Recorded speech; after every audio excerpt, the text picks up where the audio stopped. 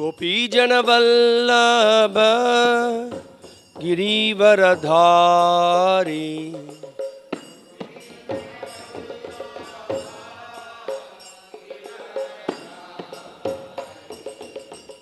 गोपीजन वल्लभ गिरिवरधारी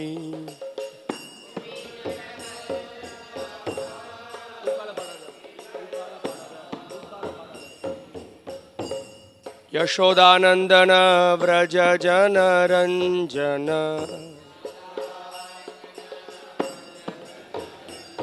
यशोदानंदन व्रज जन रंजन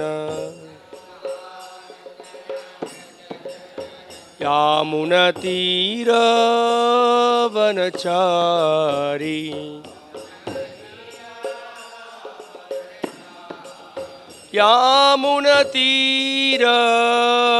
यामुनतीरवनचारी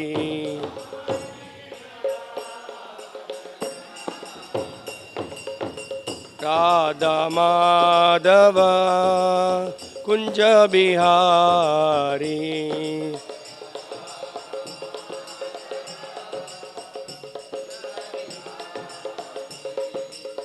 गोपीजन वल्लभ गिरिवरधारी।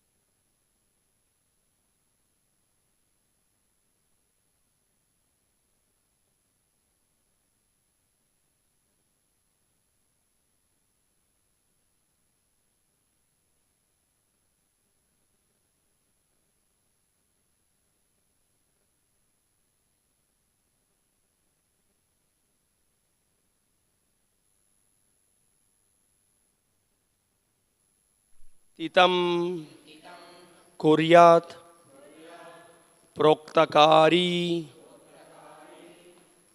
तु मध्यमः अधमः अश्रद्धया कुर्यात् अकर्ता उच्चरितं पितुः उत्तमश्चिन्तितं कुर्यात् प्रोक्तकारी तु मध्यमः अधमो श्रद्धया कुर्याद् अकर्तोच्चरितं पितुः उत्तमश्चिन्तितं कुर्यात् प्रोक्तकारी तु मध्यमः अधमो श्रद्धया कुर्याद् Akartocharitam pituhu. Uttamaschintitam kuryat. Proktakari tu madhyamah. Adhamo shraddhaya kuryad. Akartocharitam pituhu.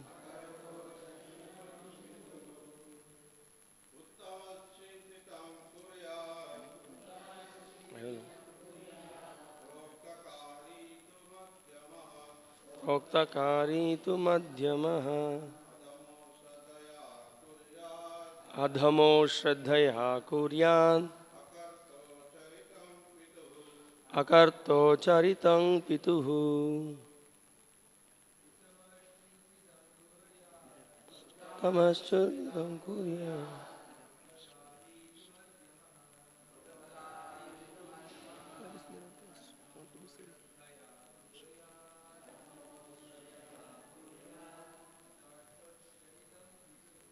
Akartos charitam pituhu.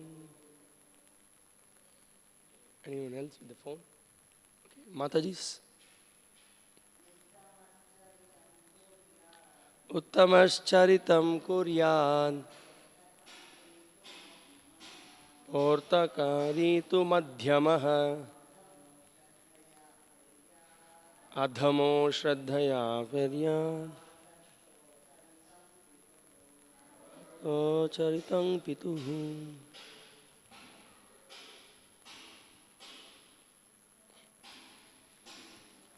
Uttamaschintitam kuryat. Proktakari tu madhyamah. Adhamo shraddhaya kuryat.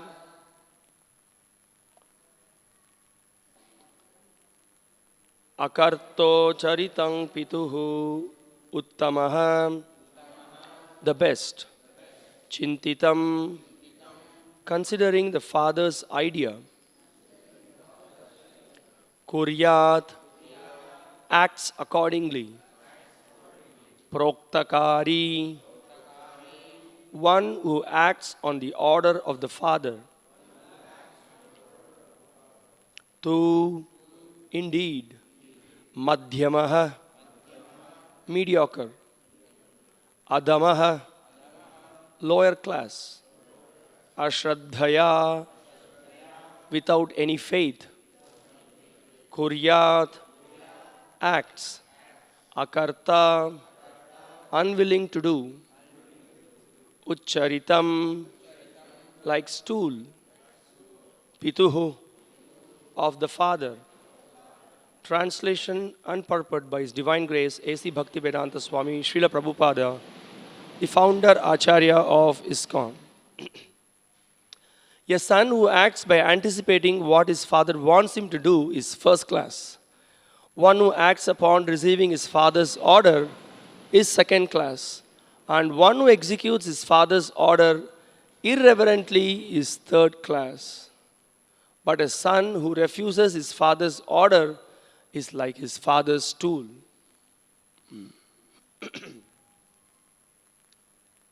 Purport. Puru, Yayati's last son, immediately accepted his father's proposal. For although he was the youngest, he was very qualified.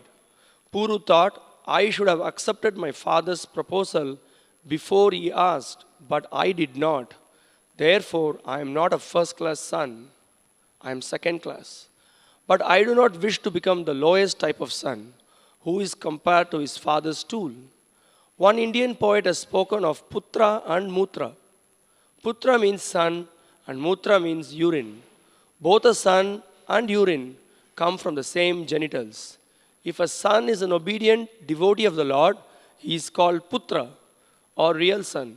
Otherwise, if he is not learned and is not a devotee, a son is nothing better than urine. Namo Vishnu Padaya Krishna Preshthaya Bhutale Srimate Bhakti Vikasa Swaminiti Namine. Namo Vishnu Padaya Krishna Preshthaya Bhutale Srimate Bhakti Vedanta Swaminiti Namine. Namaste Saraswate Deve Gauravani Pracharine, Nirvishesha Shunyavadi, Paschatya Deshatarine. Jaya Sri Krishna Chaitanya Prabhu Nityananda, Sri Advaita Gadadhara, Sri Vasadi, Gaura Bhakta Vrinda, Hare Krishna, Krishna Krishna, Hare Hare, Hare Rama, Rama Rama, Hare Hare. Uttamash Chintitang Kuryat, Proktakari tu Madhyamaha, Adhamo Shraddhaya Kuryat, Akarto Charitang Pituhu. Translation: a son who acts by anticipating what his father wants him to do is first class. One who acts upon receiving his father's order is second class. And one who executes his father's order irreverently is third class. But a son who refuses his father's order is like his father's stool. So again, we are seeing from the Bhagavatam many lessons that we see, the intricacies of dharma, and who is considered to be a worthy son or the first class son, who is considered to be a mediocre son, who is considered to be a lowest son. We can extrapolate this statement to also understand who is considered to be a good disciple and who is considered to be a mediocre disciple and who is considered to be a bad disciple. We can also see one more thing, how during the Vedic times, the teachings from the scriptures are just, you cannot just see everything as black and white, you know. So we can see the intricacies of dharma, how it is working. Just now in the previous two verses we saw how Yadu, he did not wanted to follow his father's instruction for a valid reason, not for just for his own whims and fancies, but he had a reason. He wanted to take part in the devotional service very seriously, and he felt that I should purify my existence. I should go through the family life and quickly experience the so-called happiness that I derive from that, so that I renounce and take the path of renunciation, so that I just take up the vanaprastha life. And for that reason, he did not want to take up his father's instruction, which is very much dharmic, which is within the code and conduct of the scriptures, which we discussed yesterday. So the general principle is that whatever the father says, the son has to do it. But here we see an exception, that's what I was just trying to explain, that it's not just black and white. What should be done, what should not be done, everything is seen through the eyes of the scriptures. In fact, Guru Sadhu Shastra. This is how we look at any act, anything, we look through the eyes of the Guru, Sadhu and Shastra. This is the proper way of viewing things. And when we look through the eyes of the scriptures, then we will also learn how to act properly in various situations. So it's not just one rule and then you just follow that rule. You know, it's a very neophyte mentality. Srila Prabhupada gives the example of a veterinary surgeon, how he was treating a horse once when it was stuck with there was something stuck on its throat. So the veterinary surgeon has to treat it by hammering it on the throat. He has to hammer, and then the problem was solved. So then the horse became fine. It was able to move. It was able to do all the normal activity. But then the so-called apprentice, the student who just joined him, and he saw that, oh, this is how we solve the problem. Okay. So he just went on in the village. Whatever problem anybody had, he took the hammer and then he just sent them back home, back to God. He didn't do that. Everybody, they all died because of his crazy treatment. He was trying with the hammer, and then when the guru came to know about this, he was just saying, "What a murkha you are! You are such a fool. I did that specific treatment to that horse because it swallowed the watermelon. The watermelon was stuck in the throat, and I had to hammer it so that it got broken into pieces and it was done. So Srila Prabhupada pointed out that you want us to understand everything with proper reasoning and logic, not just blindly follow anything. So we learn from Srimad Bhagavatam how in various situations, how there is a principle and how the principle is being applied. And how also we learn how that is being applied by devotees and advanced devotees, how they incorporate certain instructions during certain situations.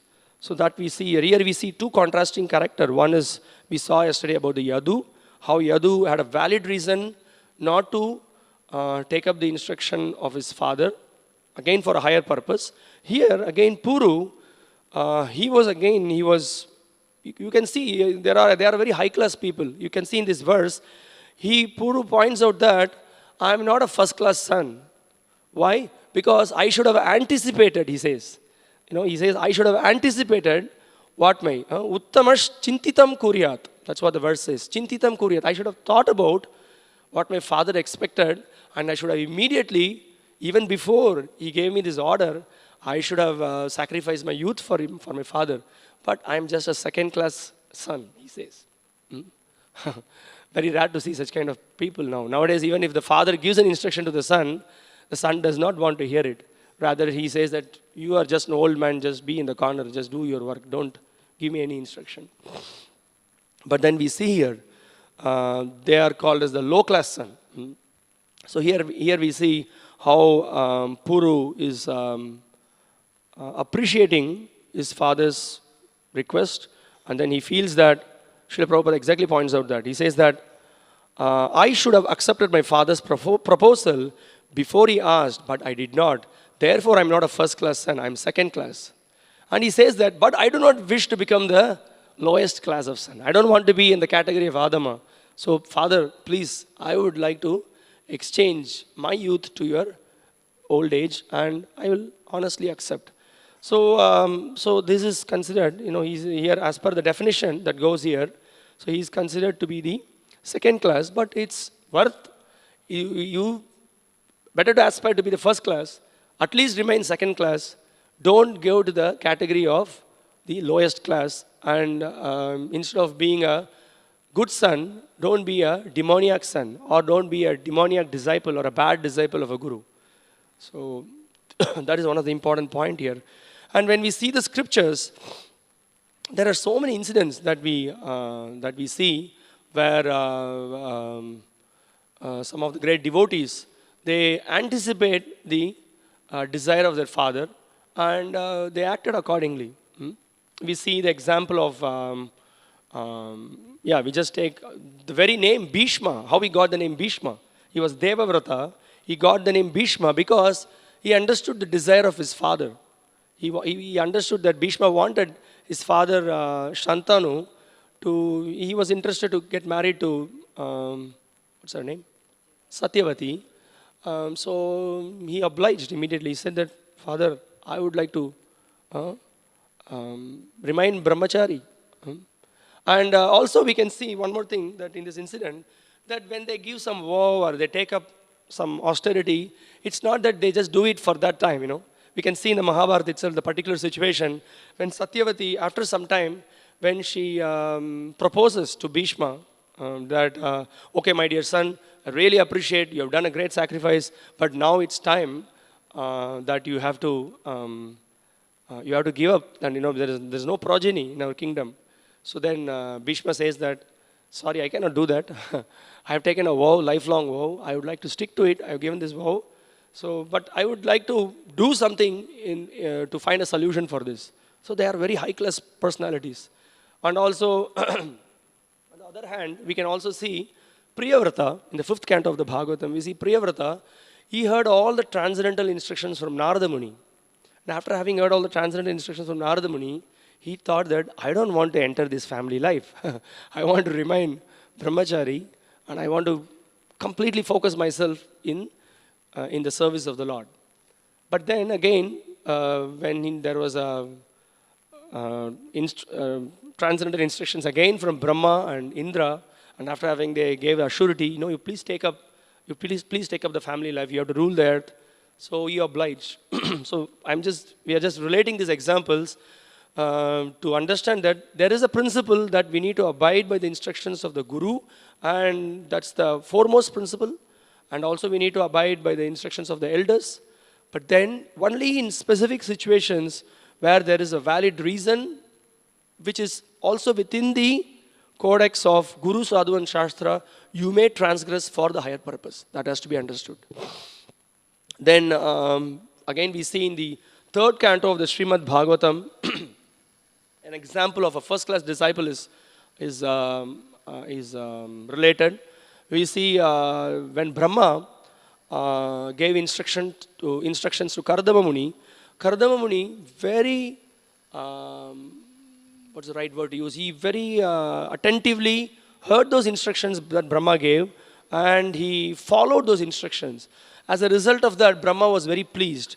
Brahma says, Tvayame pachitis rata kalpita nirvyali kataha yanme sasjagre vakyam bhavan manada manayan. So he says that, my dear son Kardama, since you have completely accepted my instructions without duplicity, showing them proper respect, you have worshipped me properly. Whatever instructions you took from me, you have carried out, and thereby you have honored me. So this is a very important instructions. Now, one thing is that, as the verse says, Chintitam Kuryat, Uttamash Chintitam Kuryat. The topmost devotee or the son or the disciple is that he foresees what the Guru wants and he acts accordingly.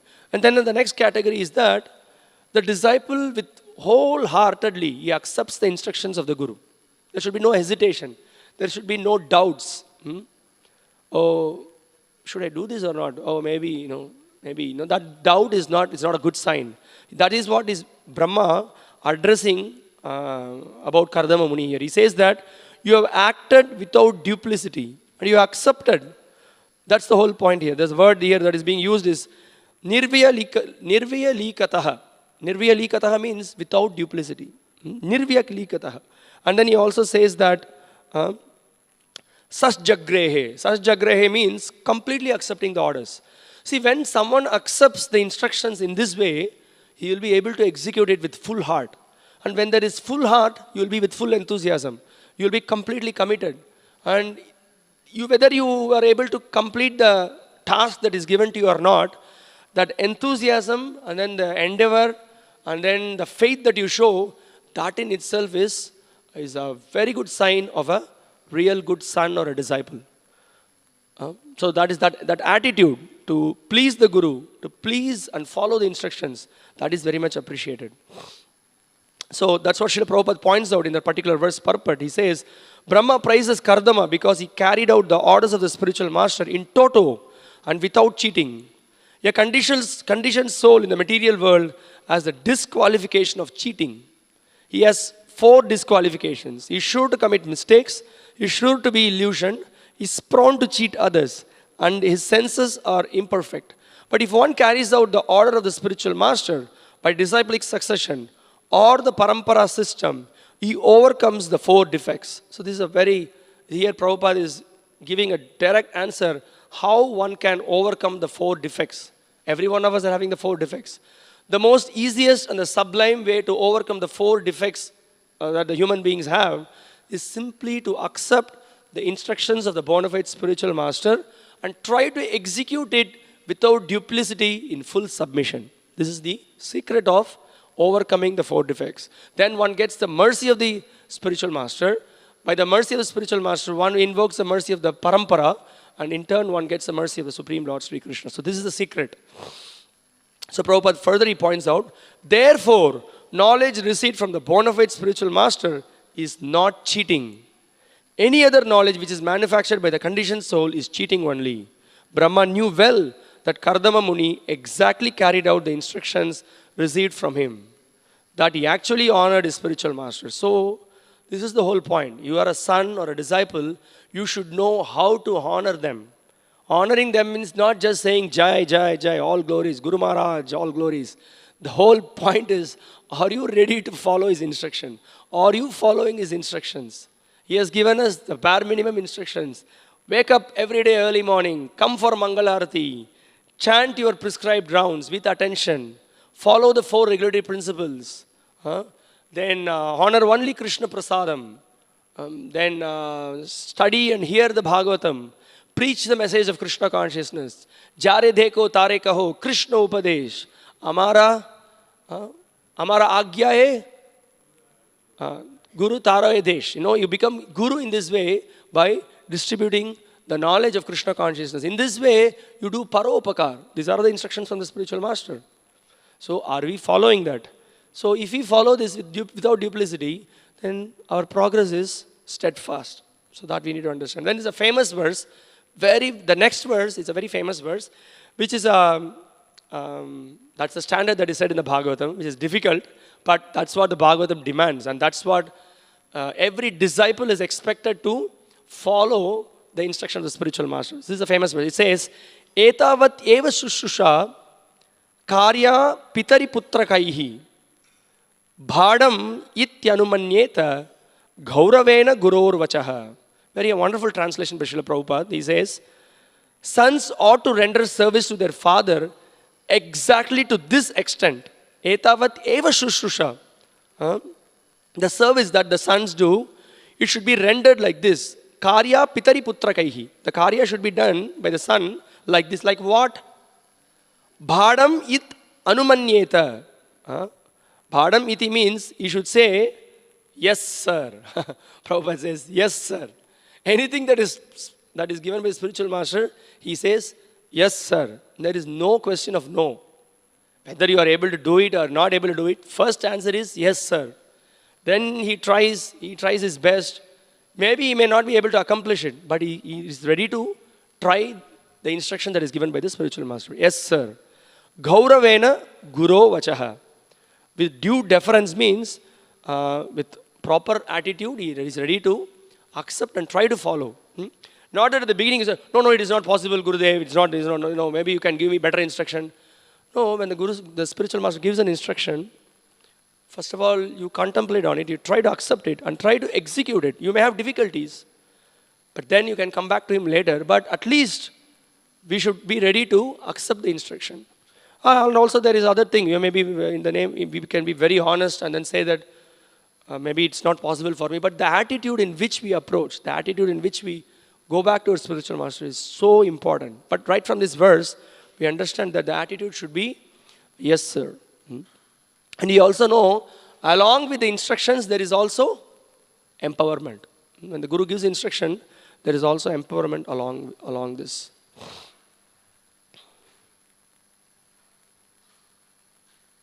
Prabhupada writes in the purport, he says, the son or disciple should accept the words of his spiritual master and father without hesitation.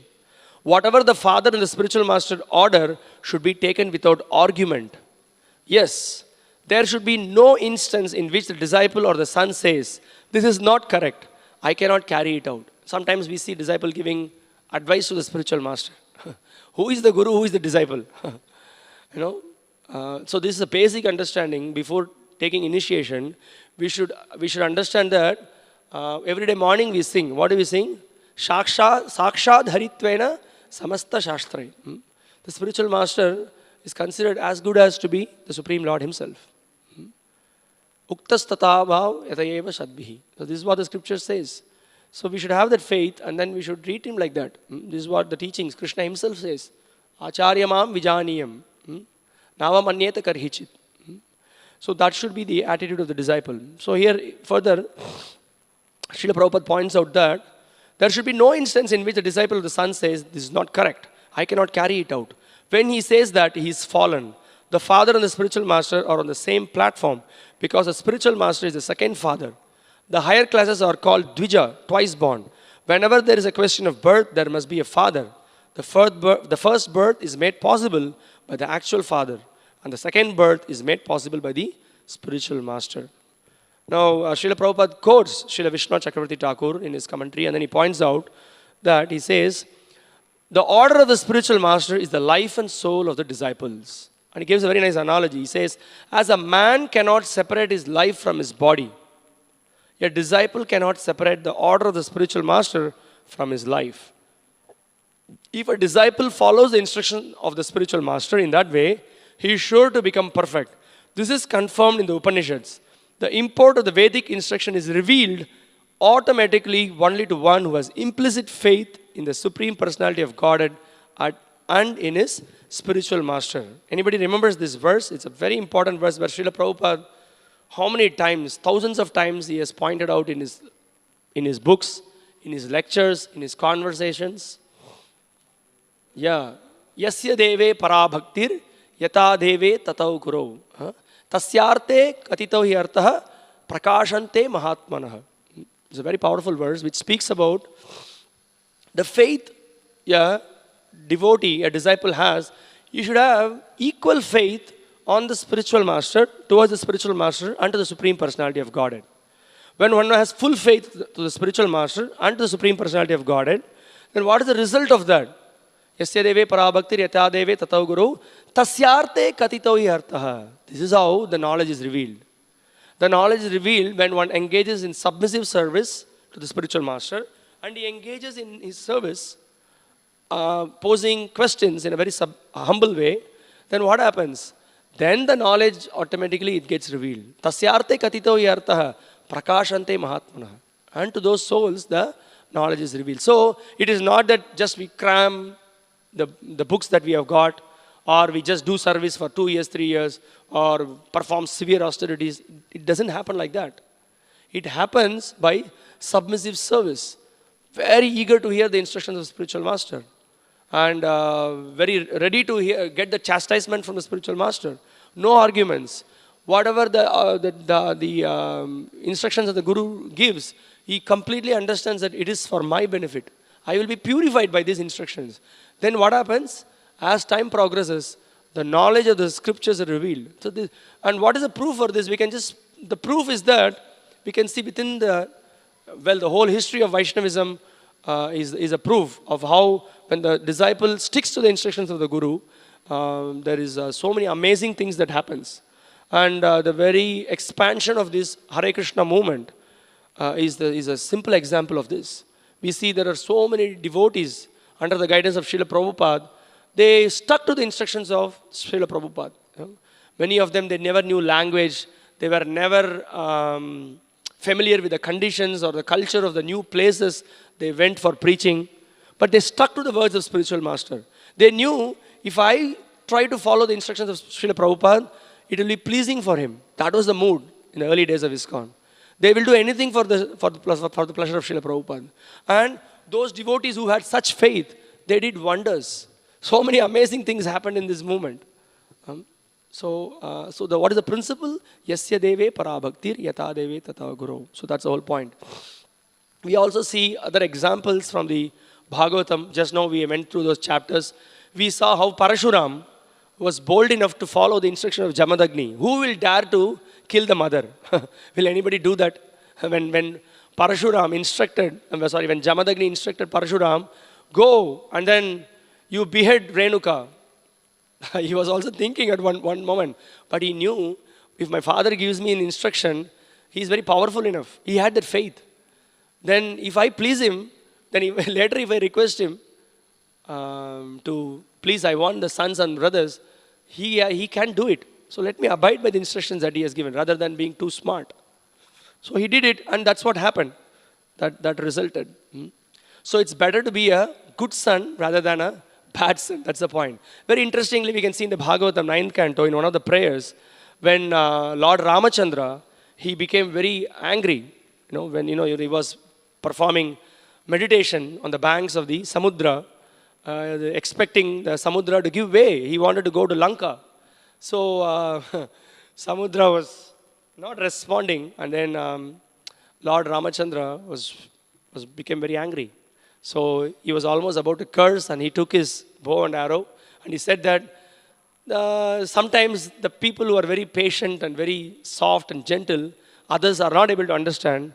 I will show my prowess now. Then you will respond to me. So at the time, the the god of the Samudra, he responded with a prayer. And it is a very interesting prayer.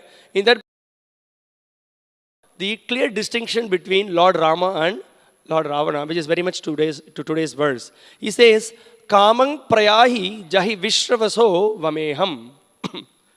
Trailokya Ravanam avapnuhi veerapatnim. Badnihi setum ihate yashaso pitatyai. Gayanti dig vijayino yam upetya bhupaha. So he says, as you like, Kamang prayahi jahi vishravaso vameham. He says, prayahi, you may cross over this water body as you like, you may do that. And conquer whom, he says, avameham trilokya ravanam.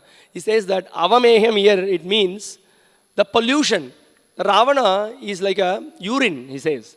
Because, his father, who was his father? Vishravaso, Vishrava Muni. He was born to Vishrava Muni. And you can see Vishrava Muni had different sons. Vibhishana was a better son.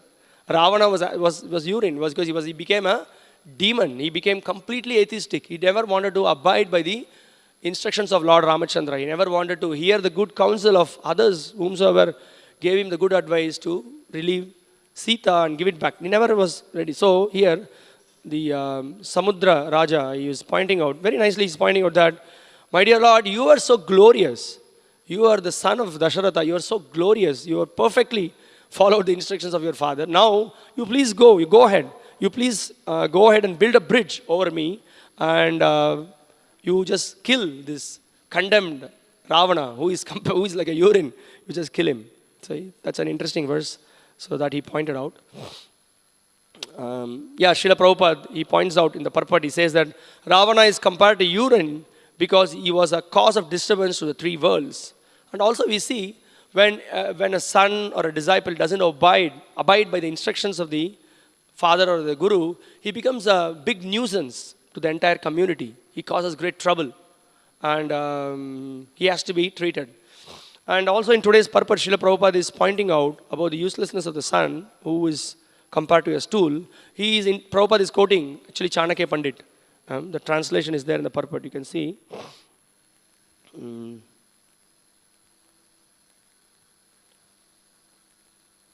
Okay, here, the last two lines, Srila Prabhupada is pointing out. If a son is an obedient devotee of the Lord, he is called Putra, or a real son. Otherwise, if he is not learned and is not a devotee, a son is nothing better than urine. So specifically uses this word, is not learned and not a devotee. So this is what Chanakya says. He says, Korta putrena jatena yona vidwan na dharmikaha kanena chakshusha kingva chakshu pidhaiva kevalam. So he says, Korta putrena jatena. What is the use of a putra as a son who is neither glorious, na dharmikaha? What is the use of his son who is not a vidwan, who is not a learned person, nor is dharmik? What is the use of such a person? So he says that such a son is like a blind eye. He says, Kanena chakshusha kingva. It's just a blind eye on with someone. And he says that which simply gives pain, chakshu pidaiva kevalam. It only gives pain, so better to pluck it out and throw it, he says. Sometimes some surgeon, what they do, when the problem is very acute, you can't do anything. You have to pluck it out. So that's what is being pointed out. Then we can see similar instruction that is given in the Bhagavatam when Vidura was dealing with Dhritarashtra. Vidura said that, what is the use of such a son? Better you kill him. This Duryodhana is an abominable person. He's going to create more havoc. Better, but Dhritarashtra was so much attached. He was so attached to Dhritarashtra, he didn't want to give him up. So here, Srila Prabhupada, in the third canto Bhagavatam verse, he is pointing out, Srila Prabhupada is pointing out in one of the purports, he points out that a good son, I'll just read the translation, you are maintaining offense personified, Duryodhana, as your infallible son, but he is envious of Lord Krishna. And because you are thus maintaining a non-devotee of Krishna, you are devoid of all auspicious qualities. Relieve yourself of this ill fortune as soon as possible and do good to the whole family. Srila Prabhupada's purport on this verse. A good son is called apatya, one who does not allow his father to fall down. So this is another thing, when the disciple is very bad or the son is very bad, if he's not corrected, if he's not given proper direction, the very son will be the cause of the fall down of the father. So Prabhupada is pointing out that also. The son can protect the father's soul when the father is dead by offering sacrifices to please the Supreme Lord Vishnu. Putra Pindodaka Kriyaha. This system is still prevalent in India. After the death of the father, his son goes to offer sacrifices at the lotus feet of Vishnu at Gaya and thus delivers the father's soul if the father is fallen. So this is the whole point. So Prabhupada points out, Lord Krishna is directly the Supreme Personality of Godhead, Vishnu, and Duryodhana was inimical to him. He would therefore be unable to protect his father Dhritarashtra after his death. He himself was to fall down because of his faithlessness towards Vishnu. How then could he protect his father? Vidura advised Dhritarashtra to get rid of such an unworthy son as Duryodhana as soon as possible if he was at all anxious to see to the good of his family. Now, this is the point, this is the problem. When you become too attached, you can't see the faults of your son or the disciple. Everything becomes covered. That's what is the point. So Prabhupada again quotes the same verse in the conclusion of the purport. He points out, a physician may sometimes advise the extrication of such useless eyes from their sockets so that one can be relieved of the constant trouble. Duryodhana was exactly like blind troubling eyes. He would be a source of great trouble to the family of Dhritarashtra as foreseen by Vidura. Vidura therefore rightly advised his eldest brother to get rid of the source of trouble. Dhritarashtra was wrongly maintaining such personified offense under the mistaken impression that Duryodhana was a good son. And we can see another example, similar example from the Bhagavatam, in the fourth canto of the Bhagavatam, where King Vena and Anga, his father King Anga was very unhappy with his son Vena. So he took it the other way around. He said that, what is the use of such a son? And then he said that those who get good son, they're all very fortunate people. They're extremely fortunate. And he took the other way around. He said that, what is my situation? Maybe I will take this as a blessing in disguise. He tried to reform Vena in various ways, but Vena was so stubborn. He was very adamant. He never wanted to listen to his father's good advice. So he thought that maybe this is a blessing in disguise for me. This is an opportunity for me to renounce the kingdom and go to the forest and take Vanaprastha. How about this? How many father will be like this? The other day I gave an example of one of my relatives who was so much attached to the son. He will do all kinds of nonsense, but he was just hoping, this son, if I don't take care of him, then he will not do oblations to me. After then I will be, loitering around. So as Vidura pointed out, what is the use of such a son doing all the Pitru Karyas? What is the use of such a son? It's just uselessness. So here on the other hand, we see King Anga was very brilliant. He was able to see the situation and he said that maybe it is better to be without a son. This is another interesting point. He said that if he is considered intelligent, who would desire such a worthless son? Such a son is nothing but a bond of illusion for the living entity and he makes one's home miserable. Sometimes we see people are so anxious. I don't have a son. But sometimes some people are on the other extreme. My God, what is the use of such a son? I'm having a great, horrible time with him. So here we can see the contrast in the Bhagavatam.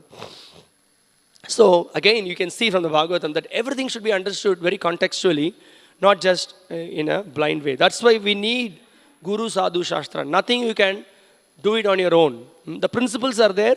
Under the guidance of bona fide devotees, we should apply those principles. So that is very much required. That we learn from Bhagavatam.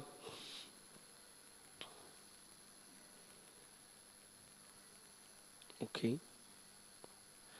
Yeah, and Srila Prabhupada said, in one of the instances, he was glorifying one of his disciples, that he was helping his mother to chant the name of Krishna at the time of death. In one of the conversations, we can see Prabhupada very much appreciated and he just shared it with many devotees. So in this boy, he helped his mother to chant the name of Krishna. Because he joined the Hare Krishna movement, mother was very favorable and at the time of leaving the body, she was chanting the name of Krishna. So Prabhupada, he says, so she was fortunate to have a good son like him to remind her by his presence, Krishna, and she became liberated. Therefore, these things are required. Vaishnava symptom. People will immediately remember Krishna. By this tilaka, by these beads, by their features, immediately they will know, here is the group of Krishna consciousness. Yes. And one very nice definition Srila Prabhupada gives about Krishna consciousness. He says that it's a very interesting attitude we can see when a son or a disciple, he has the feeling that he has to please the spiritual master. That very feeling, that very attitude to follow the instructions, Prabhupada defines this to be Krishna consciousness. Prabhupada in one of the lectures, he says this, he gives this point. Just like a good son, when he feels that father has done so much for me, I must repay it, or at least I must accept obligation what my father has done for me. This much feeling is called Krishna consciousness. Amazing, he says. This is really very good, you know. So one time, His Holiness Bhaktivikas Swami Maharaj, he was just giving advice. What is it that we are expecting from the Gurukul? So he was saying, if at the end of the day, it would be very nice. They could, learn shlokas, develop good character. Of course, good character is required. Even if they remain as washing pots, simply they wash pots and they are very happy and very nicely they do service for Krishna. That's a great success, he said. And then he said that if the boys could, when they grow, if they could show that gratitude to Srila Prabhupada, Srila Prabhupada and my teachers and all the other seniors, they have given me this knowledge. They have given me something worthwhile. Let me do something for this movement. Let me be an instrument in the service of Krishna. Then he said that our mission is successful. So this is the point, that we should have that. Every one of us. It's not that somebody has joined the Gurukul or something. Every devotee who has come in touch with this Krishna consciousness movement, we received something from Srila Prabhupada and his bona fide followers. So we should think, what am I going to do in turn for that? We can never pay. It's a debt which can never be repaid. It's not possible. If a disciple thinks that I will repay my guru's, whatever the guru has done for me, I will repay. It's not possible. But we will try. We are eternally indebted to the spiritual master. So that's what Srila Prabhupada said. This attitude, very attitude to please the guru is Krishna consciousness.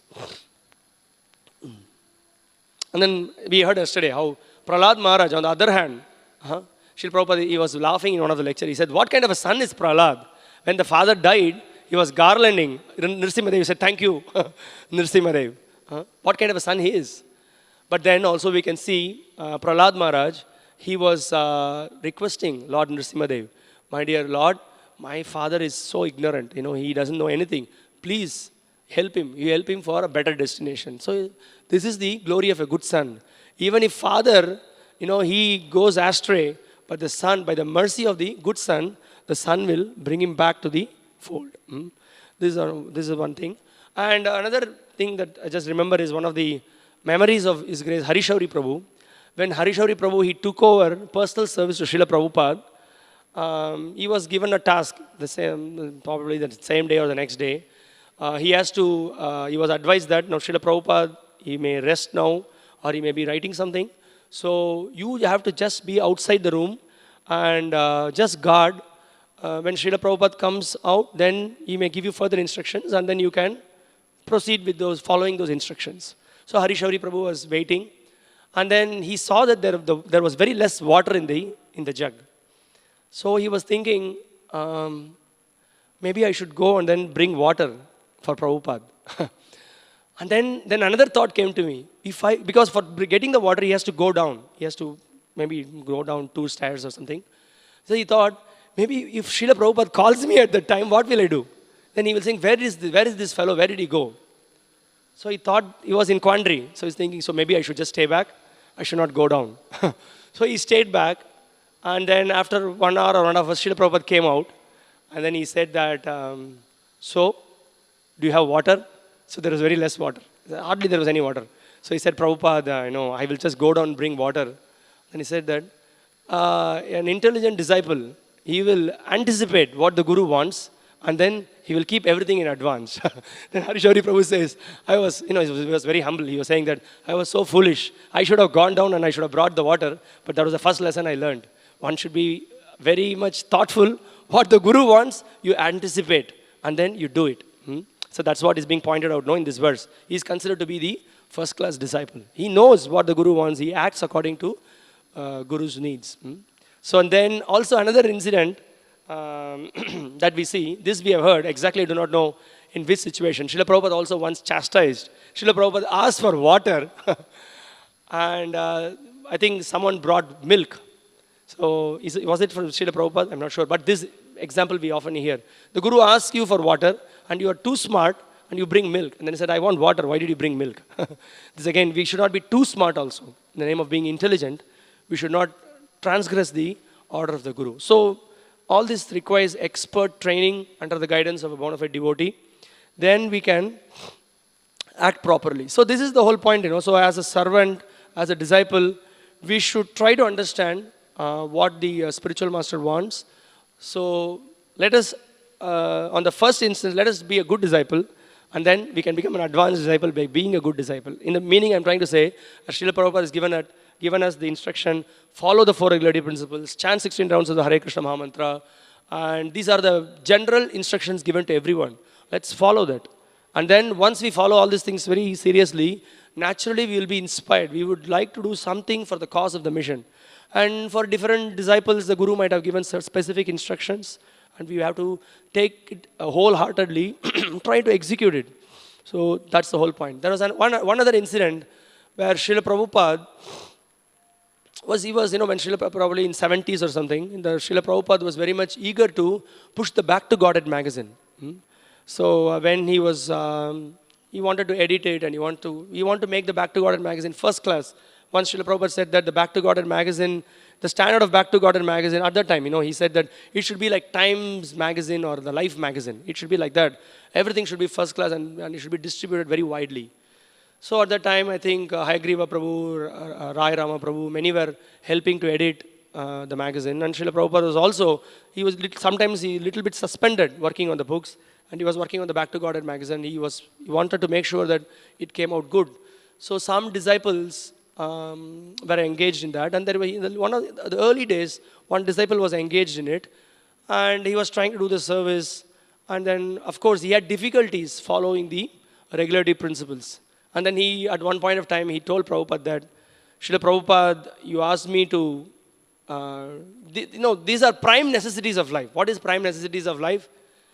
Eating, sleeping, I'm specifically pointing out that, how one can be without sexual engagement, because in the Western culture, it was very much part of it, that illicit sex, gambling, intoxication. So that devotee had a great difficulty to follow specifically these regulative principles, to follow sex within the marriage life. So he rejected Prabhupada's instruction, he left, and Prabhupada didn't say anything, he just left. Then there are other devotees who stuck to Srila Prabhupada's instruction. They really surrendered, they pushed. And in the 70s, I'm not sure in which month, one of the month, that was very much to do with the Independence Day of the US, the American Independence Day. The devotees took a vow to distribute 1 million copies of Back to Godhead. And Prabhupada was so pleased. He was so pleased by their effort. And he was very much satisfied. So we can see that the devotees, a disciple who is eager to follow the instruction of the Guru, and other one who is not ready to follow the instructions of the Guru. So from this verse, we can understand, as it is being pointed out, it's better to be a real putra rather than being a mutra. That's what Srila Prabhupada is pointing out. And every one of us, we should, as Srila Bhaktivinoda Thakur in his song, he points out that Shakti Buddhi Hina, Amiyati Dina, Koromore Atmashata. So this is how a disciple should always feel himself very low, very meek and humble in front of the Guru, and ready to follow the instructions and be very intelligent. As we see here, Puru was ready to follow the instruction of his father, and it shows his humility that he says that I should have anticipated and I should have done it before. So that's the thing. So the whole attitude when it comes to Krishna consciousness, it's complete. The whole worldview is different. There is nothing for my enjoyment, but the enjoyment is meant for Guru and Krishna. That's the whole aspect of Krishna consciousness here. So we will stop here. You have any questions or comments or any realizations? All right. Hare Krishna. There is so Srila Prabhupada really it was there was also we can see how some of the scholars they were completely amazed to see how there were many disciples who were at the beginning beginning days, they were the greatest qualification the scholars also saw was the dedication of the devotees to Srila Prabhupada. They were amazed by that. Within a short span of time, how this movement is spreading like wildfire. And some of the scholars were stunned to see that. So that was really glorious. The dedication of the disciples to Srila Prabhupada was really glorious. Yes, Prabhu?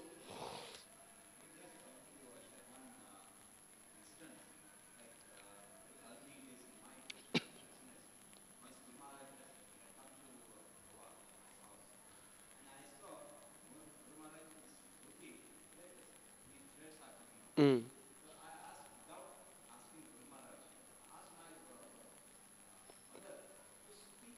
Okay.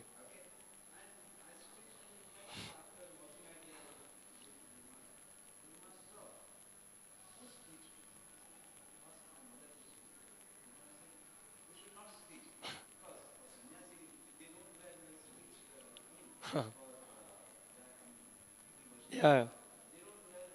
Stitched cloth, yeah.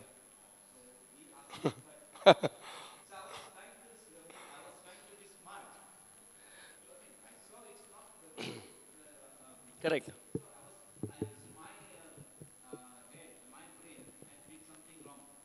Okay.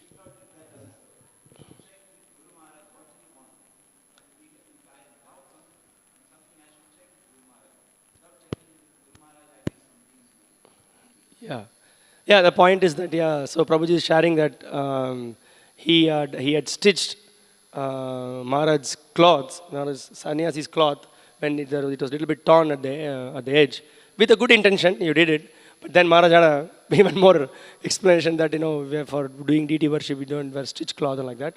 Yeah, so it requires, that's as we discussed the point, that it requires experience. We need to get trained properly.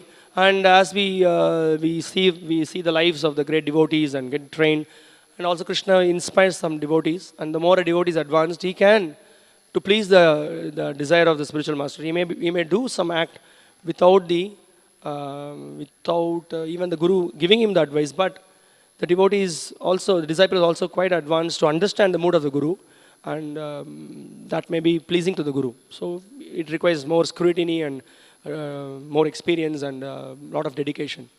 We can see Prabhupada also was very much pleased when some of his disciples did something under the guidance of, just by following his instructions, they did certain acts and they really pleased him. Also, sometimes this question is asked, when the guru is there, you know what to, you hear from him, you ask him, but when the guru is not there, what to do? So when the guru is not there, again, there are senior devotees are there, the shastras are there, there are other Vaishnavas are there. But then also Prabhupada says that to the degree you sincerely follow the instructions of the Guru, Sadhu and Shastra, you will also be inspired to follow. The Lord will also give you inspiration to do things in a right manner. That is also there. True, exactly, that's true.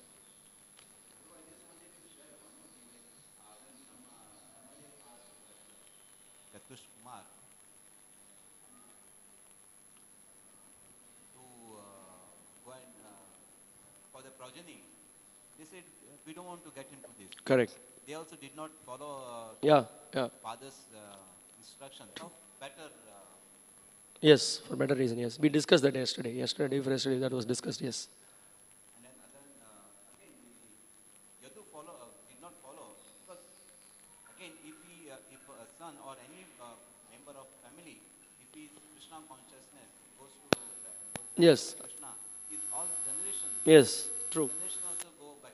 Yeah, so we hear from the Bhagavatam, also from Prahlad's teachings, that when the son becomes a devotee of the Lord, he takes even the 21 generations back home, back to God. Yeah. That was also, you must be thinking like that also.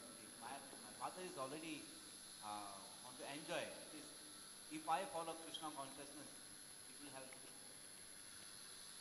Yeah, there could be different perspectives to it. Yes. Thank you very much. Srimad Bhagavatam ki jai. Srila Prabhupada ki jai. Hare Krishna.